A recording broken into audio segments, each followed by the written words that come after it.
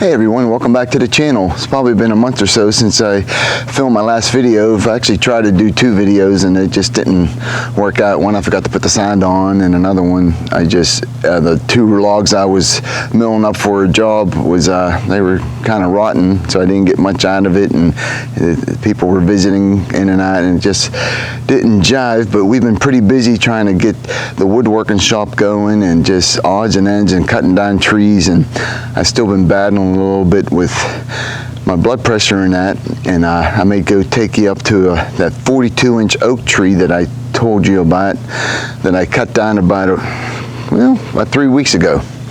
And that thing was a challenge because my blood pressure has been high, and the doc couldn't figure out what it was, and he put me on some prescriptions that was targeting my kidneys or something, because he just couldn't figure out what was going on.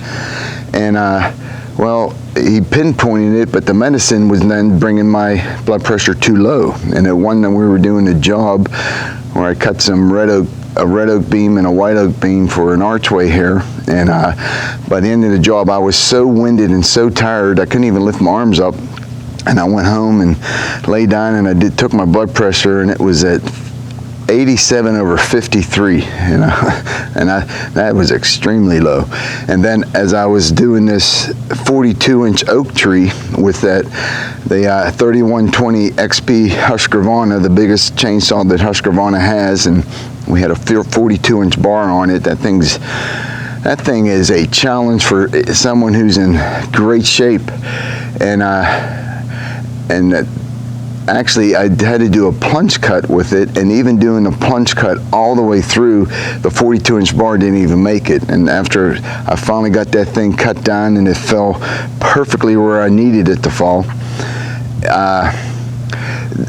I measured 43 inches from one end to the other, so that was a challenge. And that, by the time I was done with that, I was also very tired and winded. I had to stop in the middle of it just to catch my breath and trying to manhandle that behemoth of a chainsaw. My blood pressure was at 87/63, so I wasn't going to film that because I knew, I kind of maybe wish I did, because boy, that was a sight, having me cut down that tree, having me struggling with my low blood pressure and just that behemoth chainsaw. And, you know, maybe it would have been interesting if I did film that, but I knew the challenge that was going to be, that I wasn't going to film it, and it felt great. It took a while.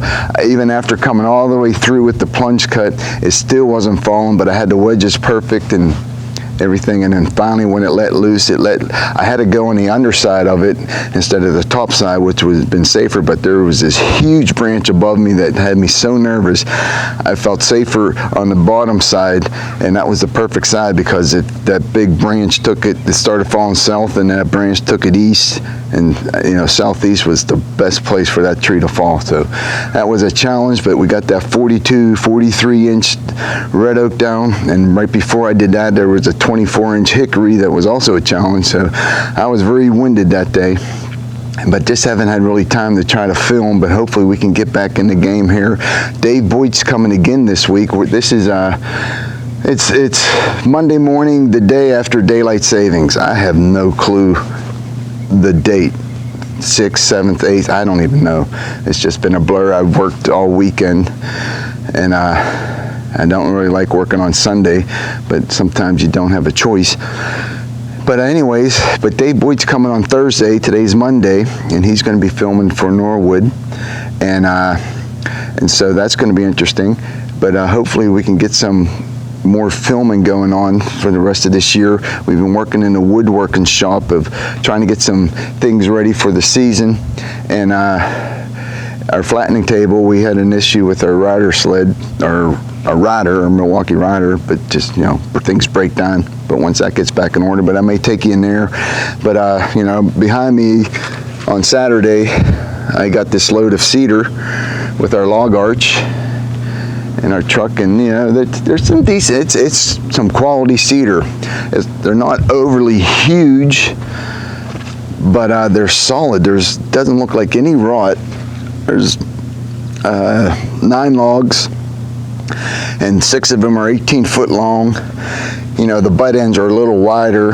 You know, you're looking about 12, 10, maybe 9, I'll say 9 to 15 inches in diameter, but these should be some pretty decent logs because I've been milling up some 1/2-inch paneling wood, cedar paneling wood. I've been doing for a customer, as you can see over here underneath that white paneling that we use for the kiln. And I think we may have a job to do some more, and so that cedar would work great. But I'm glad you can join us. I probably will not be doing any milling. I just wanted to try to do a video just to get back at in the swing of things, because it's just been a challenging last couple months. But here's our load of pine logs that I mentioned. I don't know when I mentioned it, but we've had a job to go get some pine logs about 3 miles from here, and there's about 70 logs there. We cut down about 20 trees, I'll say. And I was able, Keith, my guy I work with, the neighbor, part-time for, he helped me out. He had his backhoe and helped load it up our trailer, and I brought him down here and unloaded. It took 6 loads on our trailer. Our trailer, it's not the big of a trailer, it can handle 3.5 tons. I think we've had a little more on it than we should at times, but it's been a good trailer. It'd be nice to have something a little bigger. But anyways, it's been going pretty good. It's been also a struggle because starting to get a business up and running is not a simple task. But let me show you around a little bit real quick, and I think I'll go up to the tree and we'll go from there.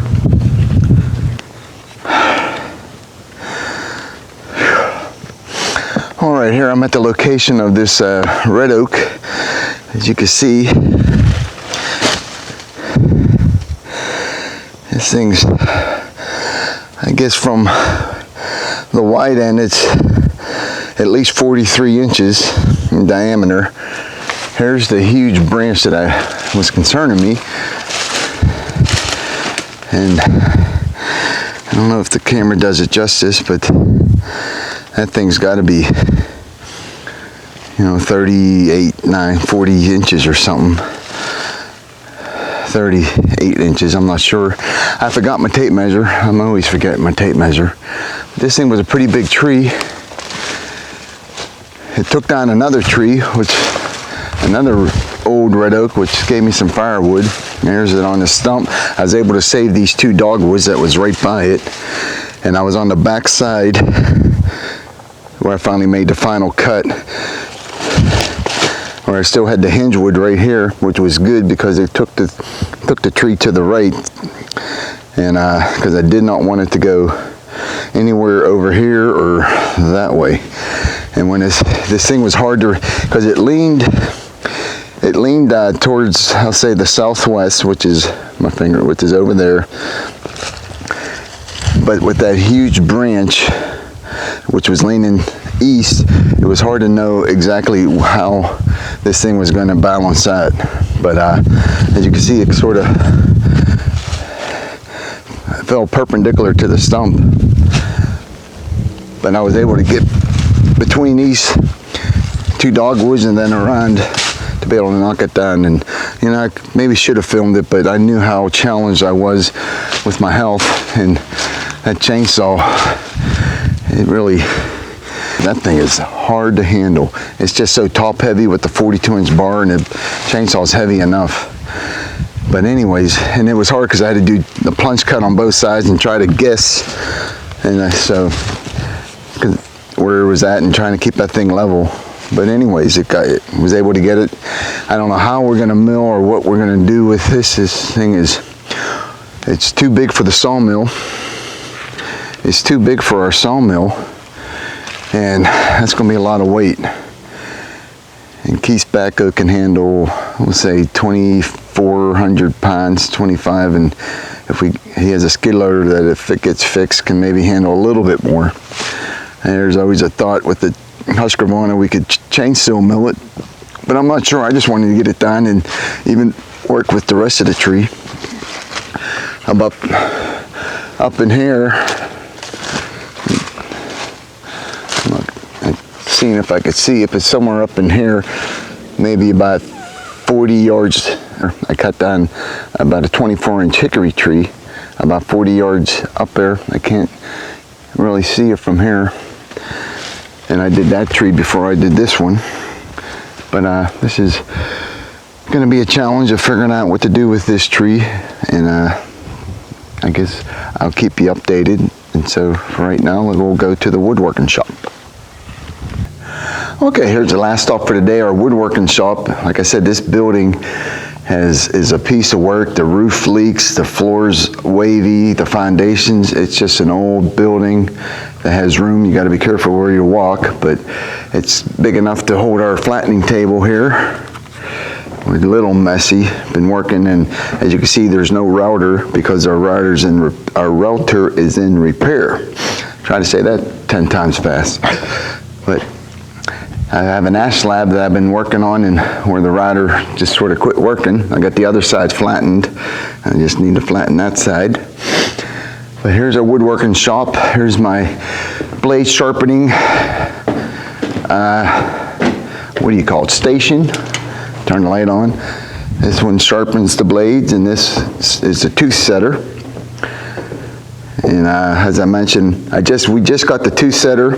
I haven't got a fine tune yet, and I think I might wait till when Dave Boyd gets here, because he's probably a lot more knowledgeable and experienced with the tooth setter. I've been working at it, but I don't think I got it fine tuned yet, because I'm getting to the point that some of my blades definitely have to have their tooth at the right, I guess, angle, whatever you want to call it. But here's some things we've been working on. Me and my wife's been helping. We got some coasters. We had an order for some coasters, and so we made some coasters. We got some cedar, and there's a walnut. Boy, that shine. Let's see if I can get over here. Here's a walnut. Here's some just slabs that are flattened. No slabs, these are really little pieces. Here's a piece of pecan. Let's kind of get the right lighting. My thumb's right in the way too. A piece of pecan, a nice piece of cherry. As you can see, the rider sled, you can see these grooves. You can barely even fill them. You can fill them a little bit. You got to sand those out. But there's some cherry. There's some barnwood my wife Eliza was working with. I'm not sure what's in here. We just got some knickknacks over here at Eliza's got a little talent with putting things together. Here's a table I got with all the boards that I flattened. There's some cherry, some walnut. There's a couple ash slabs. Not very big. There's another cherry. Anywhere from a 1/2 inch to 3/4 inch to maybe 1 inch 5/4. And here's just a little design with. I got a video doing these walnut, I'll call them cookies, little cookies. And there's another piece of walnut, and there's some more coasters. There's the walnut coaster and some cedar, and I also got some sycamore. Here's a sycamore. I don't have any here. They're all up at the house. I had an issue with the miter saw on that one. I wish I didn't. Maybe this side's a little better. There we go. That's a young sycamore tree. And we've got a bunch of coasters with that. If anybody wants to put an order for coasters, we're like 6 for $25. Here's a board that I may work with. I got some pencil marks on it because I haven't sanded it, but just trying to work, because I had to cut it like this. It kind of looks like an ugly fish. I don't like that. But that's the way I had to cut it, because there was a chainsaw. Well, I'm not even showing. There was a chainsaw cut in here. Just working with the handle. Let me put it over here a little better. Table's pretty filthy. But I've just been working at trying to get some things ready for market. Here's our, what do you want to call, our studio. It's pretty primitive. Let's see if I can get the glare because of this lighting out of the way. Here's an ash slab that I did. It's got some beautiful figure in it, some crotch figure. I think it's 1 inch and, I don't know, 1.5 inches, I think is what it turned out to be. But it's probably 19 inches at the short end, and I think maybe 29 inches. No, probably about 30, 31 inches at the wide, maybe even 32. And it's probably about 6.5 feet long, but it's a beautiful ash slab for a desk. I made a mistake with the rider sled on it. It should have been 2 inches thick, but something shifted that I didn't see, and I don't know what happened, and I ended up having to take another 1/2 inch off of both, or both sides counted, another 1/2 inch off of it to get it totally flat, and it got it down to 1.5 inches. So we're working out some kinks. And here's a little studio for getting things ready for market. As you can see, there's a glare. I do not know how to work with lighting that well. Maybe over here. So we'll have to try to get the lighting a little better. But this is our little woodworking shop. Actually, it's pretty big, but it's got some issues with it, that foundational issues, and a lot that needs to be worked with it. But so this is what we've been working on, and it's been a lot of work. Here's all the slabs that we've had dried. We got ash, cedar, a little bit of cedar over there. Here's some more, here's dimensional cedar. These come out pretty nice, and then some bigger, thicker slabs of cedar, anywhere from 5/4 to, I think we got one over here that's beautiful, that's 12/4, if not, maybe even a little more. I have no idea why that one's that thick. I don't remember it. But that could be a beautiful slab for someone, if anybody's interested. Here's some more ash. And these two ash need to be in here, but I was picking that one out. Some more ash over here, and another ash slab. But this next load we got is probably going to be our best load that's in the kiln. It's got pecan, walnut, I think some big ash, probably the biggest ash slabs that we have, and some cherry. We got a little bit of cherry over here. You know, before this stuff went in the kiln, it started warping a little bit, and so I've had to shorten them up to make them like into small boards. Like here, I'm going to make some charcuterie boards and maybe some cutting boards. So I got to figure out some designs for here.